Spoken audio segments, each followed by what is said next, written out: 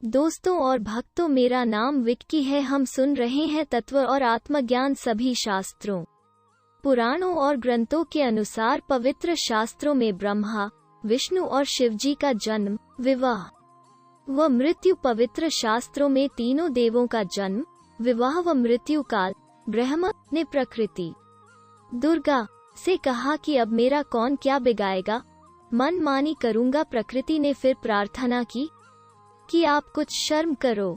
प्रथम तो आप मेरे बड़े भाई हो, क्योंकि उसी पूर्ण परमात्मा कबीर देव की वचन शक्ति से आपकी, ब्रह्म की, अंडे से उत्पत्ति हुई तथा बाद में मेरी उत्पत्ति उसी परमेश्वर के वचन से हुई है। दूसरे, मैं आपके पेट से बाहर निकली हूँ, मैं आपकी बेटी हुई तथा आप मेरे पिता हुए। इन पवित्र नातों में बिगाड़ करना महापाप होगा। मेरे पास पिता की प्रदान की हुई शब्द शक्ति है। जितने प्राणी आप कहोगे मैं वचन से उत्पन्न कर दूंगी। ज्योति निरंजन ने दुर्गा की एक भी विनय नहीं सुनी तथा कहा कि मुझे जो सजा मिलनी थी मिल गई, मुझे सतलोक से निष्कासित कर दिया, अब मनमानी करूंगा। यह कहकर काल पुरुष, क्षर पुरुष ने प्रकृति के साथ जबरदस्ती शादी की तथा 3 पुत्रों, रजगुण युक्त ब्रह्मा जी, सतगुण युक्त विष्णु जी तथा तमगुण युक्त शिव शंकर जी की उत्पत्ति की। जवान होने तक तीनों पुत्रों को दुर्गा के द्वारा अचेत करवा देता है। फिर युवा होने पर श्री ब्रह्मा जी को कमल के फूल पर, श्री विष्णु जी को शेषनाग की शैया पर तथा श्री शिव जी को कैलाश पर्वत पर सचेत करके इकट्ठे कर देता है।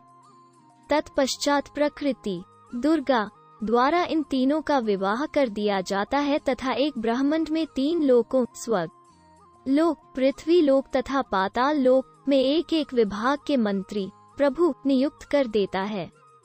जैसे श्री ब्रह्मा जी को रजोगुण विभाग का तथा विष्णु जी को सत्वोगुण विभाग का तथा श्री शिव शंकर जी को तमोगुण विभाग का तथा स्वयं गुप्त महाब्रह्मा महाविष्णु महाशिव रूप से मुख्य मंत्री पद को संभालता है। एक ब्रह्मांड में एक ब्रह्मलोक की रचना की है, उसी में 3 गुप्त स्थान बनाए हैं।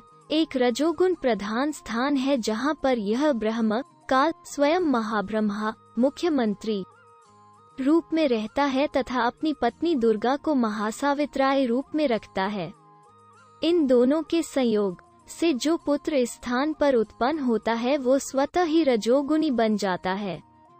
दूसरा स्थान सतोगुण प्रधान स्थान बनाया है, वहाँ पर यह क्षर पुरुष स्वयं महाविष्णु रूप बनाकर रहता है तथा अपनी पत्नी दुर्गा को महालक्ष्मी रूप में रखकर जो पुत्र उत्पन्न करता है उसका नाम विष्णु रखता है।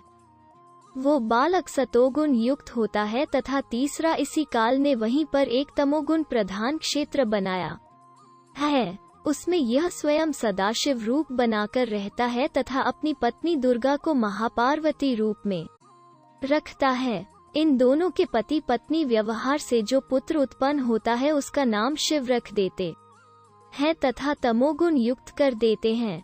प्रमाण के लिए देखें पवित्र श्री शिव महापुराण विद्यावैश्वर संहिता पृष्ठ 24-26, जिसमें ब्रह्मा, विष्णु, रुद्र तथा महेश्वर से अन्य सदाशिव है तथा रुद्र संहिता अध्याय 6 तथा 7-9 पृष्ठ नम 100 से 1-5 तथा 110 पर।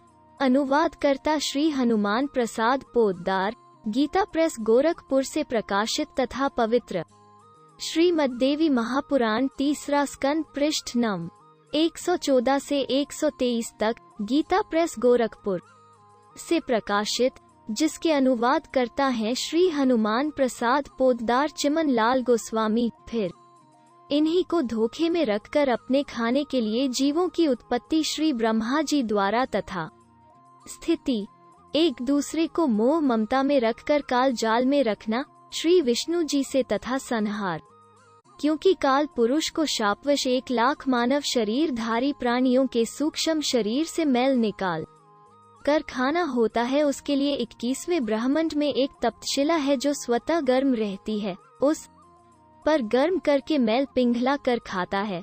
जीव मरते नहीं परंतु कष्ट सहनीय होता है। फिर प्राणियों को कर्म आधार पर अन्य शरीर प्रदान करता है, श्री शिव जी द्वारा करवाता है।